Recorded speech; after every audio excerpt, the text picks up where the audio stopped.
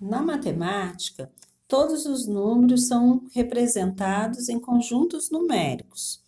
E essa representação eu tenho eu tenho um diagrama, aonde o círculo menor é formado pelo conjunto dos números naturais, que vai de zero até infinito, são os números positivos. Eu tenho um conjunto dos números inteiros, que são formados pelos números positivos e os negativos. Eu tenho conjuntos racionais, que eu tenho a formação dos números positivos, dos negativos, e agora entrou as frações e os números decimais, positivos e negativos.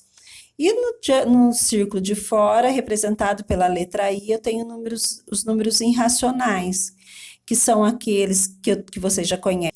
Eu tenho menos raiz de 80, que são os números que não são representados, que ele não pertence ao conjunto dos números naturais, não pertence ao conjunto dos inteiros e nem dos racionais. E todo o diagrama ele é representado pelo conjunto dos números reais. Então, portanto, os naturais e racionais pertencem ao conjunto dos números reais. Todos os números eles podem ser representados numa reta numérica. Todos são representados. A reta numérica ela tem a seguinte divisão: tem o ponto inicial que é zero, para minha direita eu tenho os números positivos e para minha esquerda os números negativos. Então, por exemplo, eu tenho ali meio, 1/2, no formato de fração. Como que eu faço? Eu divido nesse número no número decimal, que eu vou encontrar meio. Eu tenho 5/4 em formato de fração. Eu também faço a divisão de 5 por 4 e encontrei 1,2, que é o número decimal. Lá na minha reta numérica, entre um intervalo e outro, por exemplo, entre 1 e 2, eu posso dividir esse intervalo em 10 partes, por isso que o número fala decimal. Então, eu tenho 0, 1, 2, 3 até no 10. Então, por exemplo, o meio eu tenho que localizar. Ele está entre 0 e 1.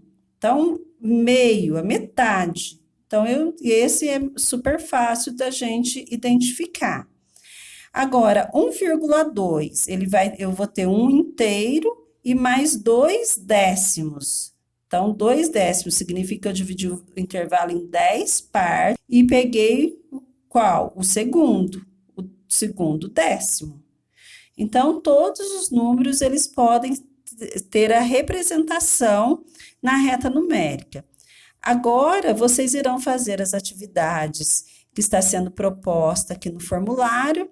O que eu vou pedir para vocês? Desenvolver as atividades no caderno de vocês, e ali você tem como tirar foto e anexar aqui no formulário para poder eu verificar se está tudo correto. Então,